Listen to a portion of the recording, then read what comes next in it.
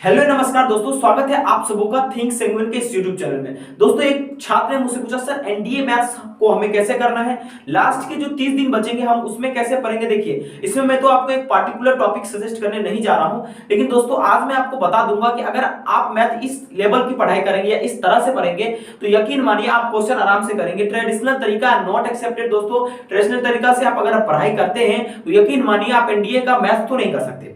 देखिए, अगर आप एनडीए मैथ्स के लिए कमजोर पढ़ रहे हैं और आप एनडीए के लिए मैथ की तैयारी नहीं कर पा रहे हैं, आप ये सोच रहे हैं कि हम जो है केवल गेट पढ़कर निकाल लेंगे एग्जाम, तो यकीन मानिए अगर आप मैथ में पास नहीं होंगे तो आपका गेट का पेपर से कोई वास्ता नहीं, वो चेक ही नहीं होगा। तो चलिए कुछ मैं आज आपको तरीका बताता हूं, अगर इस प्रकार से आप मैथ्स को पढ़ेंगे तो यकीन मानिए आप बहुत ज्यादा स्कोर करने जा रहे हैं। चलिए उस तरीका को समझते हैं, बारीकी से वीडियो को अंत तक देखिएगा। बहुत लंबा वीडियो नहीं है, छोटा छोटा वीडियो है, ताकि आप अपने प्रिपरेशन को सुधार सके, गलतियां ना करें। और दोस्तों लाइव भी बहुत जल्दी हम आ रहे हैं, चेक आज कर रहे थे, कल से आपका लाइव शुरू हो जाएगा। ठीक है, देखिए अब देखिए एनडीए मैथ में मैक्सिमम बच्चा फेल होता है। 2022 के पेपर फर्स्ट देखा जाए अगर वो आएगा तो दोस्तों मैथ के पेपर बहुत हार्ड नहीं रहेंगे, लेकिन इजी भी नहीं रहेंगे। मॉडरेट लेवल के क्वेश्चंस रहेंगे, लेकिन इतना क्वेश्चन जरूर रहेगा कि आसानी से आप 40-50 क्वेश्चन कर सकते हैं। उस क्वेश्चन को भी करने के लिए आपको क्या क्या करने होंगे वो देखिएगा। देखिए, अगर आप एनडीए मैथ्स की तैयारी कर रहे हैं और इन चीजों को अगर आप इस तरह से नहीं पढ़ रहे हैं तो दोस्तों सिलेक्शन नहीं हो पाएगा। ठीक है, देखिए अगर आप मैथ पढ़ रहे हैं सबसे पहले आप कंसेप्ट को लीजिए। किसी भी टॉपिक को पढ़ रहे हैं, जैसे उदाहरण के तौर पर मैं ट्रिग्नोमेट्री पढ़ रहा हूं, तो सबसे पहले उसके जो भी बारीकी से कंसेप्ट होंगे, छोटे छोटे चीज जो एग्जाम ओरिएंटेड है, उन सारे कंसेप्ट को मैं लूंगा। ठीक है, और उसके बाद कंसेप्ट लेने के बाद आप नोट्स प्रिपेयर कीजिए, क्योंकि दोस्तों आप बहुत सारा चीज जब पढ़ेंगे मैथ्स में तो इधर उधर सारे आपके कॉपी हो जाएंगे। तो सबसे ज्यादा आपको ध्यान रखने कि आपको नोट्स को तैयार करने। नोट्स को तैयार करने के बाद दोस्तों आप जो पूरा टॉपिक का नोट्स पढ़ चुके हैं, आप प्रैक्टिस करेंगे खुद से। जितना चीज आप पढ़ चुके हैं उस सबको ध्यान से प्रैक्टिस कीजिएगा। यकीन मानिए दोस्तों आपका बहुत अच्छा जाएगा इसको। ठीक है, इतना काम करने के बाद दोस्तों आप प्रीवियस ईयर क्वेश्चन करेंगे। पीवाईक्यू मतलब क्या कि प्रीवियस ईयर क्वेश्चन। दोस्तों आप देखिए, प्रीवियस ईयर क्वेश्चन जब आप करने बैठेंगे ना, तो हो सकता है वहां पर आपको नया नया प्रकार का क्वेश्चन दिखेगा जो कि आपका टीचर आपको पढ़ाया ही नहीं था, कुछ अलग क्वेश्चन दिखेगा। तो दोस्तों उसमें दो प्रकार के बच्चे होते हैं। कुछ ऐसे बच्चे होते हैं जो बहुत ही तेज रहते हैं, तो वो सारे क्वेश्चन को आसानी से सॉल्व कर देते हैं, कोई दिक्कत नहीं होता, उनके लिए कुछ भी कठिन नहीं है। लेकिन कुछ ऐसे बच्चे जिन जो 50% कर पाते हैं और 50 नहीं कर पाते। मान लीजिए 20 क्वेश्चन आया तो 10 उनसे सही हुआ, 10 वो नहीं कर पाते। तो उन बच्चों को क्या ध्यान देना, ठीक है, जो ये कर लेते हैं उनको तो कोई टेंशन ही नहीं, आप तैयारी करते रहो। ठीक है, उन बच्चों को क्या करना है, जो आपसे क्वेश्चन नहीं सॉल्व हुआ है, जैसे मान लो कि मैं आपका टीचर आपको पढ़ाया कि भाई साहब जो है साइन स्क्वायर साढ़े 22 डिग्री, साइन साढ़े 22 डिग्री, ठीक है, ऐसा आपके टीचर ने पढ़ाया। और वहां क्वेश्चन आ गया साइन मान लो कुछ इस प्रकार के 22 टाइम्स 1/3, इस तरह का हम एग्जांपल लेते हैं। या मान लो आपने पढ़ा यहाँ पर x स्क्वायर प्लस 3, वहां आपको आ गया x की पावर 5 प्लस 6। ठीक है, तो ये आपके लिए एक नया टाइप बन गया। यहाँ आपके टीचर ये पढ़ाएं, तो आपको क्या करना है, जो नया टाइप के क्वेश्चन है उसको ध्यान से क्या रखने हैं कि उसको अपने कॉपी में एक अलग पेज बनाकर या एक अलग नोट में नोट करने के बाद आपको क्या करने, देखिए आपको जो आप कर रहे हैं, ठीक है, आपको कुछ नया टाइप का क्वेश्चन उसमें नजर आएगा, तो आप उसे नोट करने के बाद दोस्तों उसको बार बार अभ्यास करते रहेंगे और कोशिश रखेंगे कि आप उसे भूले नहीं। ठीक है, ओके। अब दोस्तों देखिए, ये तो आप घर बैठे कर सकते हैं, अपने आप को मजबूत बना लिए।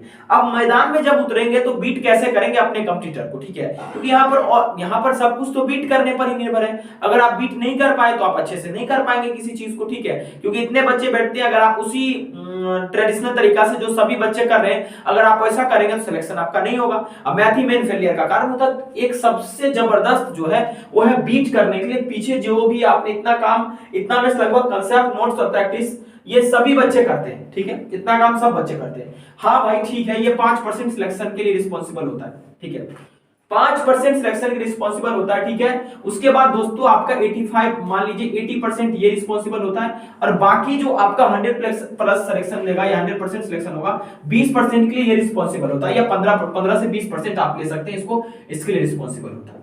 आखिर वो 15 से 20% होगा क्यों, कैसे, तो पीवाईक्यू मैंने कर लिया, मैं एग्जाम में आ गई 80% मेरा चांस है कि रिजल्ट बनेगा मैथ्स में। ठीक है, लेकिन दोस्तों आपको और ज्यादा करने हैं 100%। जब तक किसी चीज में आप नहीं देंगे आप उसमें रिजल्ट आउटपुट नहीं ले सकते, खास करके मैथ में, ठीक है।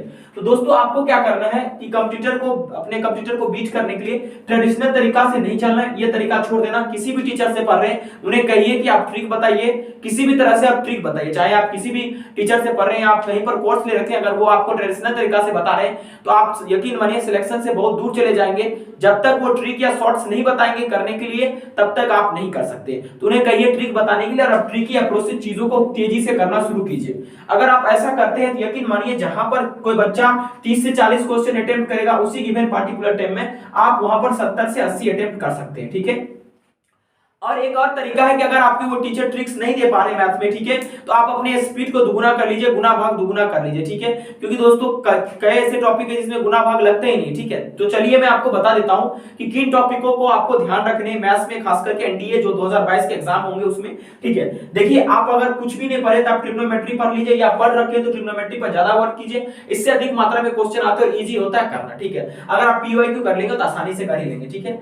उसके बाद अलजेब्रा कीजिए, अलजेब्रा में 30 से 40 क्वेश्चन आता है, ठीक है। और कोशिश ये रखिए कि सब में एक्सपर्ट ना बने, सब में एक्सपर्ट आपको नहीं बनने, ध्यान ये रखने आपको 2-3 ऐसे टॉपिक है जिसमें आपको बहुत अच्छा पकड़ बना लेना चाहिए। या तो आप ट्रिगो अलजेब्रा में पकड़ बना लो, नहीं तो कैलकुलस स्टैटिस्टिक्स में पकड़ बना लो। ऐसा पकड़ का मतलब क्या कि सोए भी रहेंगे, क्वेश्चन देगा हम कर लेंगे, ठीक है, चाहे कितना भी कठिन क्वेश्चन हो। नहीं कहता क्या लॉन्ग ट्रिग्नोमेट्रिक क्वेश्चन हम सब बना देते, ठीक है। ऐसा होना चाहिए आपके, ठीक है।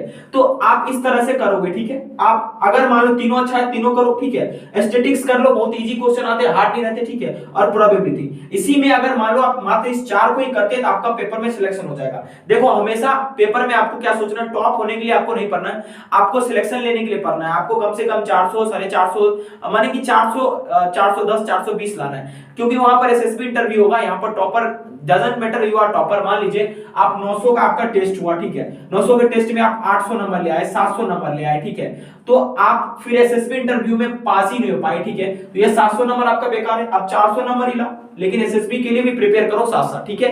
तो दोस्तों अगर आप इस तरह से करेंगे ना तो यकीन मानिए आपका एनडीए का मैथ का जो फेलियर का सिस्टम है ना वो अपने आप हिल जाएगा, ठीक है, और आप अच्छे से स्कोर कर पाएंगे। हमें यकीन है, पूरा यकीन नहीं पूरा भरोसा है कि हमारे जितने भी छात्र इस वीडियो को देख रहे हैं वो इस चीज को अप्लाई करेंगे, क्योंकि गलती यहां पर अलाउड नहीं है भाई साहब, गलती एक्सेप्टेड नहीं है। तो इन ट्रेडिशनल तरीका में जो आप ये देख रहे हैं ये तो आपको करने, इसके अलावा आपको 2 चीज और अपने आप में ऐड कर लेना है, और ये लिख लो अगर कहीं पर है। इस तरह से आप प्रिपेयर करो, तैयारी करो, अच्छा नंबर आएगा, ठीक है। आपको ये वीडियो कैसा लगा अंत में जरूर बताइएगा, ठीक है। और आप चाहते हैं कि किसी एक टॉपिक पे आपका छूट रहा है या आपको प्रिपरेशन में दिक्कत आ रही है तो आप कमेंट कर दीजिए, हम कमेंट बॉक्स में आपका कमेंट जरूर देखते हैं, रिप्लाई भी देते हैं, और दोस्तों आपके उस पर्टिकुलर कमेंट पे हम वीडियो बनाएंगे। ये भी एक स्टूडेंट का ही रिक्वेस्ट था, उनके रिक्वेस्ट पर इस वीडियो को बनाया गया है, ठीक है। और हम एक और वीडियो लाएंगे जिसमें आपको पूरा डिटेल बताएंगे 2022 में क्या पढ़ना चाहिए। वो जब लास्ट 30 डेज बताएंगे वो स्ट्रेटेजी होंगे हमारे, ठीक है। अभी आप पढ़ने पर फोकस कीजिए, अपने आप को डिस्टर्ब नहीं कीजिए, ठीक है। Thank you very much for watching this video. मिलते हैं अगले एपिसोड में इसी सोच के साथ। Thank you.